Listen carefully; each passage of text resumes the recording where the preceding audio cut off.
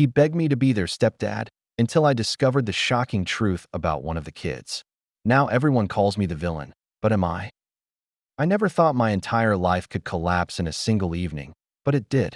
I was 32, working a stable job, and thought I had finally built something solid with my girlfriend, Anna. She was 29, a single mom with a little boy. From the very start, I knew being with her meant taking on more than just a relationship. It meant stepping into a fatherly role. And I was fine with that. In fact, I was proud of it. For almost 2 years, I poured myself into being there for both of them. Late-night fevers, school projects, birthday parties, I did it all. My friends called me crazy, said I was wasting my best years raising another man's child, but I ignored them. I told myself love wasn't about blood, it was about effort, about commitment, about building something greater than yourself. But that illusion shattered the night I overheard Anna on the phone. I didn't mean to listen, but the words froze me in place. She was whispering, her tone sharp and almost guilty. She said, "He still thinks the boy is mine. He has no idea." My chest tightened. I remember the way my hands shook, the blood rushing to my ears so loud I could barely breathe at that moment. I realized the boy I had been raising as my own wasn't even hers, that I couldn't move. I just stood there in the hallway, replaying her words in my head over and over. He still thinks the boy is mine. He has no idea. My stomach twisted so violently that I felt like I might throw up. For 2 years, I believed I was building a family with this woman. For 2 years, I'd looked that little boy in the eyes and called him my son. And now, not only was he not mine, he wasn't even hers. Questions slammed into me all at once. Whose child was I raising? Why did she lie? Why did she let me believe I was stepping into this father role if none of it was real? The betrayal wasn't just about her. It was about every single sacrifice I'd made, every hour of work I'd put in, every moment I'd missed for myself because I wanted to give him the best life possible. I stumbled into the living room and sat down, trying to catch my breath. The weight of it was crushing. The memories suddenly felt poisoned. His first day of school, the way he had grabbed my hand so tightly. The nights he couldn't sleep and crawled into my arms. The birthdays where I was the one blowing up balloons and making sure the cake was perfect. I had done all of that, thinking I was stepping up for her child. And now I realized I had been living a lie, raising someone else's responsibility. And yet, despite the storm raging inside me, one part of my mind screamed louder than everything else. What else has she lied about? That was the question that wouldn't let me sleep that night, that I didn't sleep that night. I lay in bed staring at the ceiling, the sound of her quiet breathing beside me making my skin crawl. Every inhale, every exhale felt like a reminder that she was lying next to me so comfortably while my entire world was collapsing in silence. The more I thought, the more puzzle pieces started falling into place, and the picture I was seeing was ugly. I remembered the early days of our relationship, when she was so vague about her past. Whenever I asked about the boy's father, she gave me half answers. Sometimes she'd say he wasn't around. Sometimes she'd claim he'd passed away. Once, she even told me he had just disappeared, like he was some ghost who vanished into thin air. At the time, I thought she was protecting herself, maybe avoiding painful memories. But now I knew she was protecting a lie. And then, there were the strange little inconsistencies I brushed off as stress. The way she dodged questions about medical paperwork at the pediatrician's office, always insisting she'd handle it. The way she flinched once when someone asked the boy if he looked more like his mom or his dad. She laughed it off, but there had been tension in her eyes, an almost imperceptible panic. It was like my brain had unlocked a file I didn't know I had been keeping. Every memory replayed in vivid detail, but this time with a sinister undertone that I got up around 3 a.m., pacing the living room, clenching my fists so hard my nails dug into my palms. My heart was racing, my chest tight, as if I were about to explode. 2 years of my life. 2 years of being lied to. 2 years of being manipulated into playing house in a family that wasn't even real, that I felt used. Worse than that, I felt humiliated. Everyone who saw me with her and the boy probably thought I was the proud stepdad, the guy stepping up. But behind closed doors, I was just a fool, raising a child that wasn't even connected to her. The rage mixed with something else, something even darker, a bone-deep grief. Because no matter how much I tried to tell myself I'd been tricked, I couldn't erase the bond one had with that little boy. And the idea of tearing myself away from him shattered me. By sunrise, I wasn't just broken. I was a man on the edge of war. The next morning, I couldn't look at her the same way. She came into the kitchen, still half asleep, hair messy, wearing the same t-shirt she always stole from me. Normally, that sight would have made me smile. That morning, it made bile rise in my throat. She kissed my cheek casually and asked if I wanted coffee, like nothing in the world was wrong. Like she hadn't built an entire life for me on top of a lie that I forced myself to play along. I needed more answers, more proof, before I confronted her. So I watched her carefully all day, every word, every movement, every glance at the boy. And you know what? Once you know something, you can't unsee it. The boy didn't just not look like her. He had features that didn't match at all. His eyes were strikingly different, his hair type, even the shape of his nose. It was subtle, but obvious enough once you were paying attention. It was like a mask had been ripped off, and I was finally seeing the truth staring me in the face. Later that afternoon, while she was in the shower, I decided to dig. I knew it was wrong, but after everything, I felt justified. I went through the old documents she kept in a box under the bed. The ones she always told me were just boring paperwork. My hands shook as I opened it. Inside were old hospital forms, legal documents, and a birth certificate.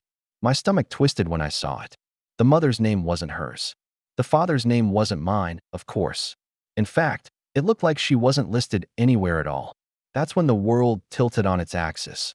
This wasn't just a matter of her lying about the boy's father. This child wasn't biologically hers either. She had taken him in somehow, whether through shady means, hidden adoption, or something even darker, I didn't know. But one thing was clear. The woman I'd been sharing a bed with for 2 years had lied about the most fundamental part of her life. And that wasn't even the worst part. Because as I kept digging, I found photos of her with another man, taken years before we met. Smiling, holding hands, standing beside the same little boy who was now living under our roof. It felt like ice water poured straight into my veins that I dropped the documents back into the box, slammed it shut, and just sat on the edge of the bed, staring at the floor. My entire reality had collapsed, and the question burning in my head wasn't just why did she lie. It was what else has she been hiding from me all this time? That night, I couldn't sleep.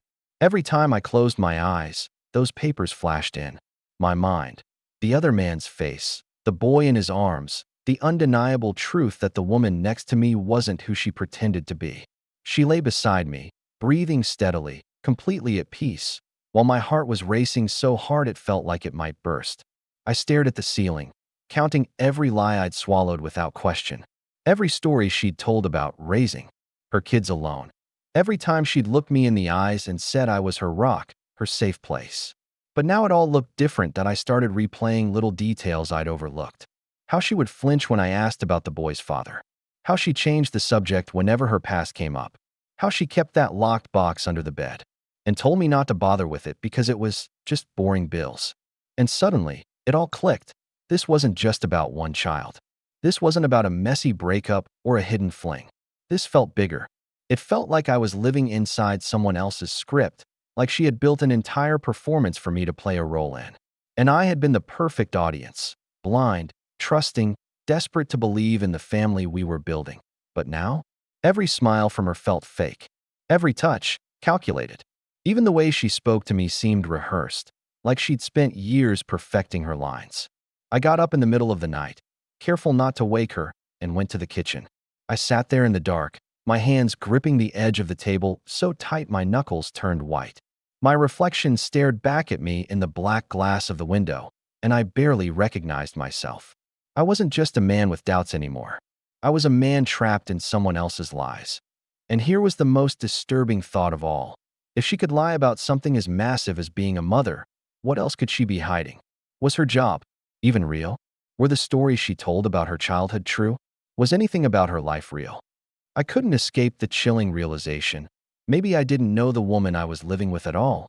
And worse, maybe I had never known her. The next morning, I woke up with a heaviness pressing down on my chest. She moved around the kitchen like everything was normal, making coffee, humming to herself, even asking me what I wanted for breakfast. I just sat there, staring at her, trying to figure out if this woman in front of me was the same one I thought I'd fallen in love with. Every little thing she did seemed suspicious now.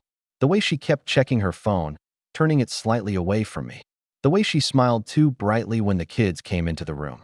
It was like I was watching an actress perform her role as perfect mom and caring girlfriend, and I couldn't unsee it that I knew I needed more than just those papers to confront her. If I went at her now, she could twist it, call me paranoid, make me feel guilty for snooping. She was good at that, turning the spotlight back on me. I'd seen it happen before in smaller arguments, so I decided I had to play it smart. That day, I pretended everything was fine. I even kissed her goodbye when I left for work. But inside, my mind was racing. I couldn't focus on anything at the office. Instead, I spent my breaks digging deeper, searching her name online, checking public records, even scrolling back through old posts she'd made on social media. And that's when things started to unravel even more. I noticed gaps. Years of her life that just didn't exist online. No photos of her being pregnant. No pictures of her with the boy when he was little. Everything looked curated, carefully chosen, as if her life had been rewritten to fit the story she wanted people to see. The strangest part? I found a tagged photo, an old one, from someone I didn't recognize. It showed her at a party, smiling with a group of people. But in the background, there he was, the same man from the photos I found in that locked box. And the date? It lined up exactly with when she claimed she was too busy raising her kids alone. My stomach dropped. That wasn't coincidence. That was proof she had crossed paths with him long after she told me their relationship was over. I couldn't help but think, if she lied about that, then maybe the boy wasn't just not hers. Maybe she was tangled up in something much bigger, something that could explain the locked box. The secrecy, and the way she looked at me whenever I asked too many questions. I wasn't just suspicious anymore. I was terrified of what I was going to find out next. That night, I couldn't sleep. I lay awake in the dark, listening to her steady breathing beside me, and all I could think was, who are you really? The woman I thought I knew felt like a stranger. Every memory we had together twisted into something else now. Poisoned by doubt, I finally slipped out of bed and went into the living room, pacing like a caged animal. My heart was pounding so hard it felt like it was rattling my ribcage. I kept replaying that old photo in my mind, the one where she was smiling so freely, with that man in the background. If she had lied about her past, then what else was a lie? I felt like my entire life with her was a puzzle, and I was missing half the pieces. So I did something I never thought I'd do. I started my own investigation right there in our home. I went back to the closet where I'd found the locked box.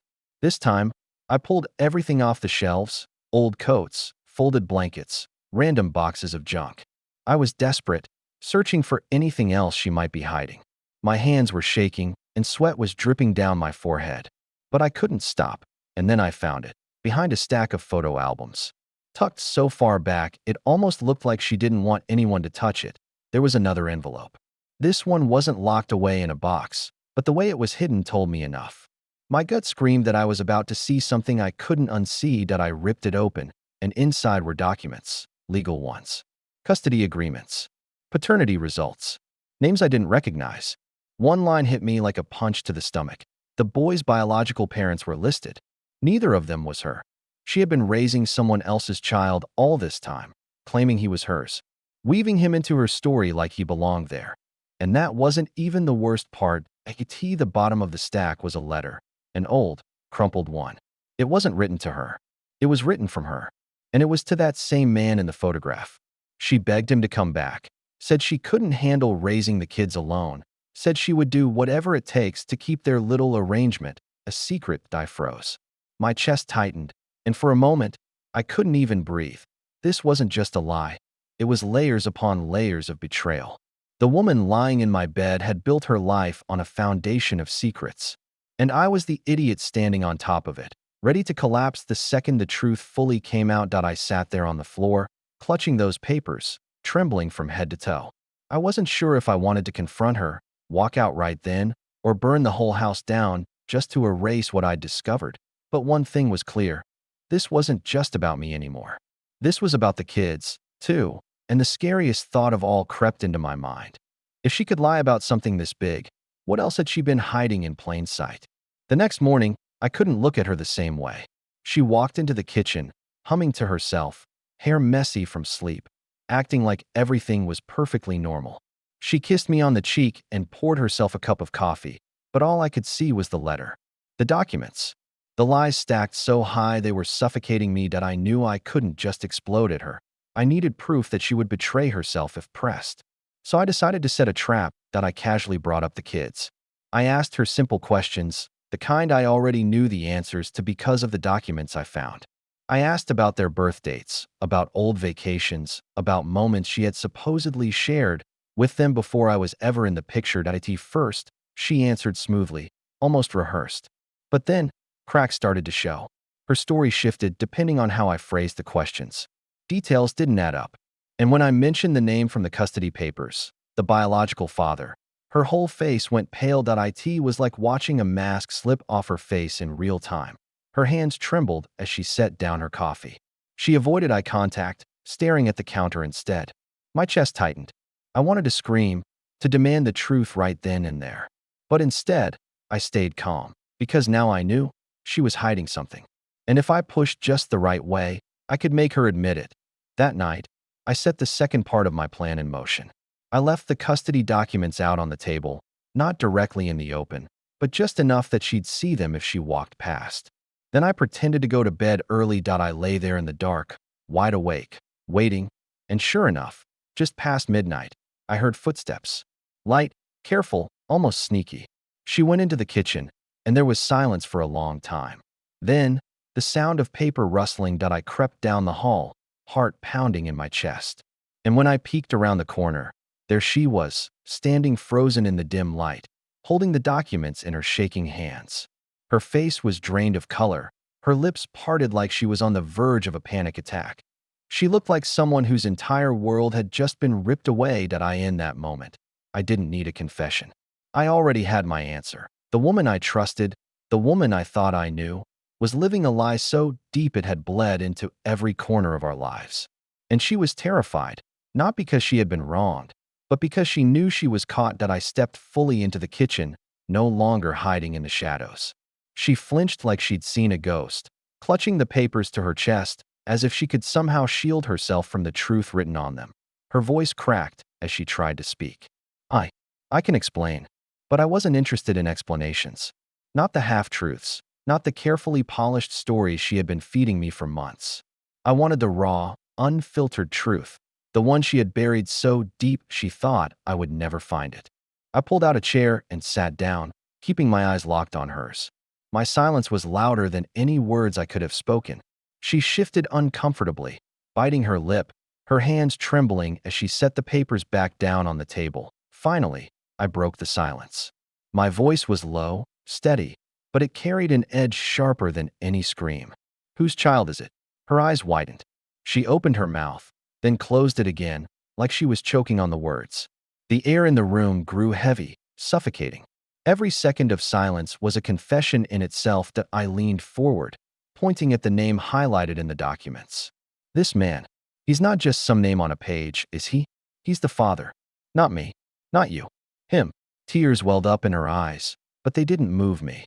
I'd seen her cry before, and every time it had been a performance, a way to deflect, to manipulate, to keep me from asking the hard questions.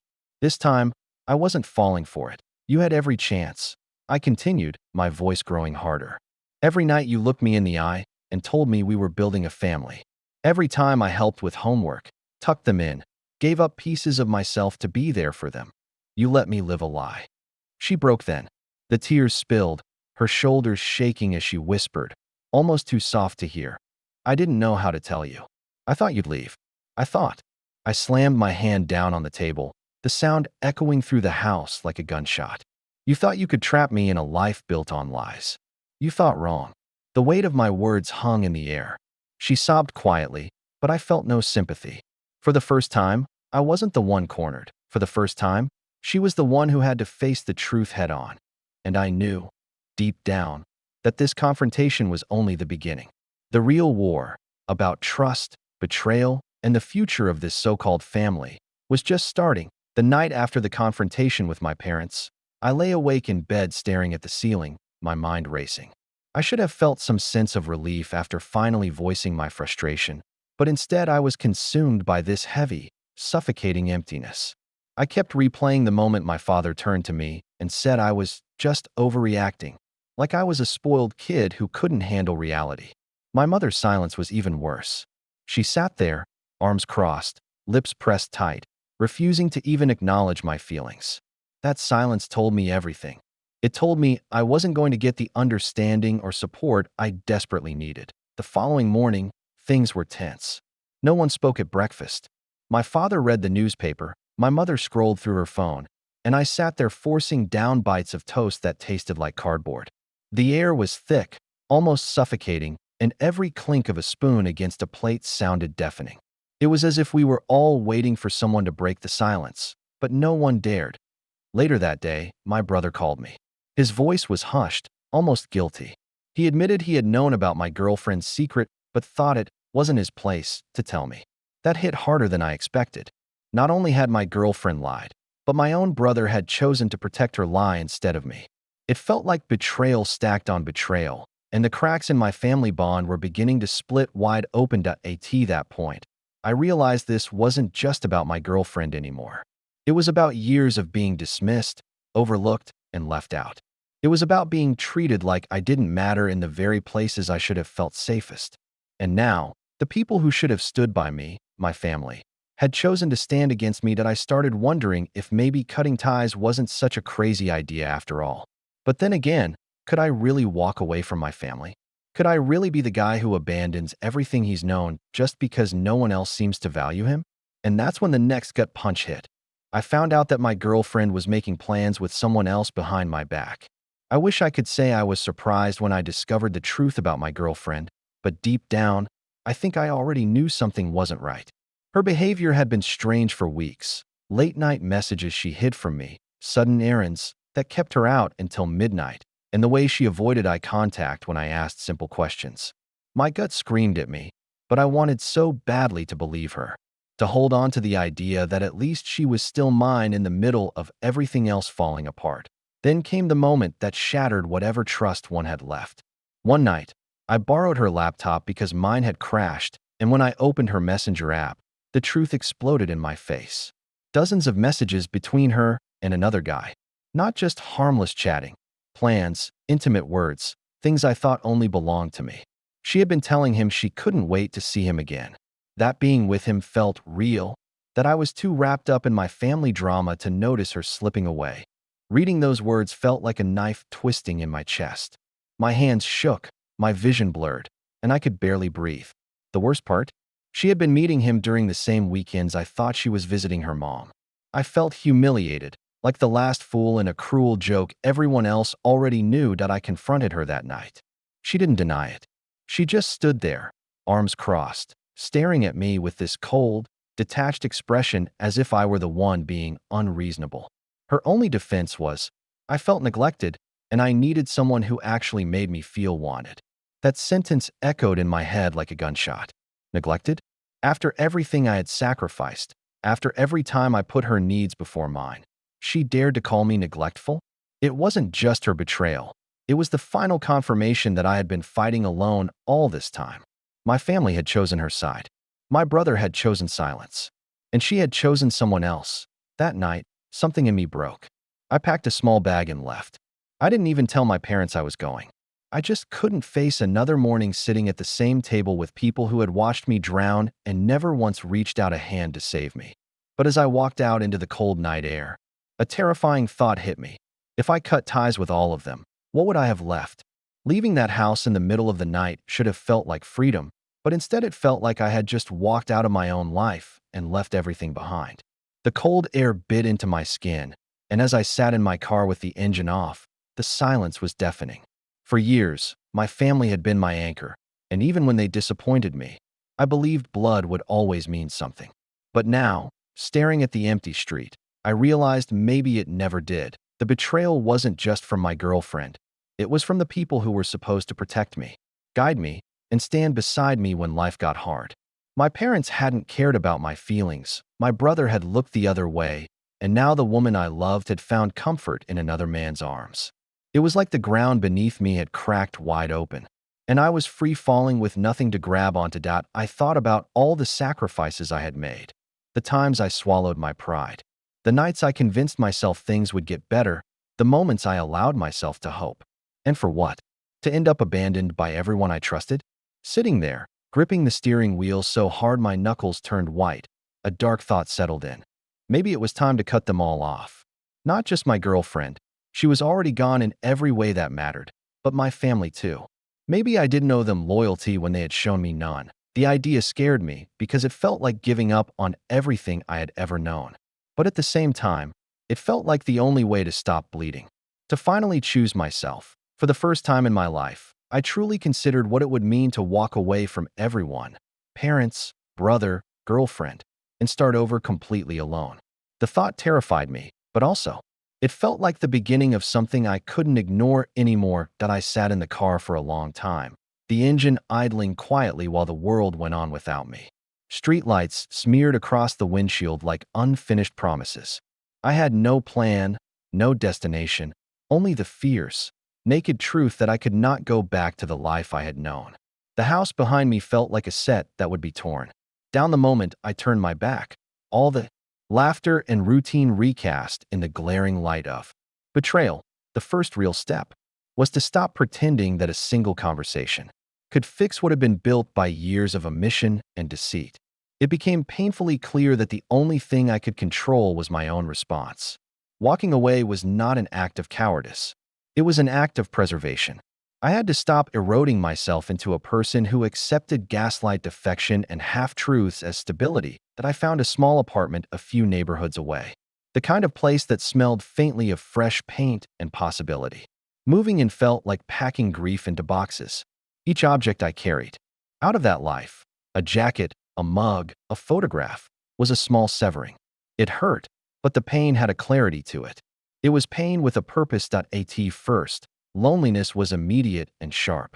Nights stretched longer than I remembered, and the silence sometimes felt like a room full of questions with no answers. But beneath that loneliness, there was something else, quieter and more stubborn, a sense of self-reassembling.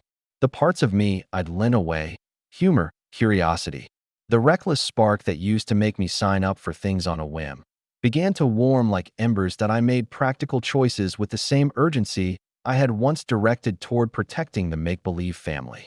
I changed my phone number and put the old one on a block. I set boundaries with my parents that felt like fistfuls of air after drowning too long. I told myself that distance was not cruelty.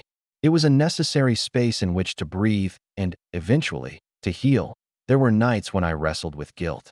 The image of that little boy calling me dad, in a voice made of trust, pressed against me. I had loved him honestly and fiercely, regardless of biology. That made leaving complicated. Leaving did not mean abandoning the care I felt. Rather, it forced a painful redefinition, love without consent to be manipulated. I began thinking in terms of protection rather than possession. If reconnection was ever possible, it would have to be rebuilt on truth and mutual respect, not on lies. That I reached out to a counselor because I understood that the logic of survival must be matched by the work of repair. Speaking to someone who helped unspool the dense knot of betrayal and family conditioning was like cutting away a rope that had been choking me. Therapy taught me about boundaries as architecture, not walls meant to punish others, but doorways designed to let in only what was healthy and solid. Work became my anchor. Small tasks, a steady schedule, time with coworkers who didn't know my history. These things normalized me in a way I hadn't felt for months. I volunteered occasionally at a community center, finding there a modest human exchange that grounded me. When I played with kids in after-school programs, I rediscovered the steady rhythm of being present without expectation. It was in those small interactions I learned patience for myself. Letters arrived sometimes. Not many, but enough to complicate the clarity of my decision. My mother sent one filled with tentative apologies entwined with explanations that sounded like denial dressed as care. My brother left a message that oscillated between guilt and avoidance. I read them, let them touch a place that still ached, and folded them away. I allowed forgiveness as a future possibility, not as an immediate obligation. I learned that reconciliation must be earned, never coerced. Months passed. The rawness dulled but did not vanish. It softened into a new texture, scars that did not ruin the surface but made it stronger. I started to date again slowly, first in my head, then in reality. I met people who were curious and kind, who asked simple questions about my life and waited for answers without rushing them. Those interactions taught me to accept affection that did not require proof of sacrifice. There were moments of improbable grace. Once, walking in the park, a little boy climbed onto my lap without asking and fell asleep against my chest. I sat there like an odd island of calm and realized then that fatherhood had never been merely a label. It was the choice to show up, to stake small daily claims of presence, honesty, and care. That moment did not undo the past, but it allowed me to see that the future could hold goodness if I built it from a different set of materials that I never dramatized the end to other people. There were no public declarations, no grand scenes. The real decisions had been made quietly in the small hours, to refuse manipulation, to demand truth, to choose the slow labor of rebuilding. The life I left behind would continue without me, shaped by the people who remained. My leaving was not a victory march. It was a refusal to participate in a lie any longer. Now, when I trace my path in memory, anger sharp and clean sits beside a softer thing, gratitude for the hard lesson. I am grateful for the clarity forced upon me, for the slow, difficult work of reclaiming myself. Some nights still ache. Some days I miss what might have been. But more often now I feel the steady rise of someone learning to trust himself again, and in that reawakening, I discovered something that surprised me. The possibility of being whole, not by taking back what was lost, but by building, step by careful step, a life rooted in truth.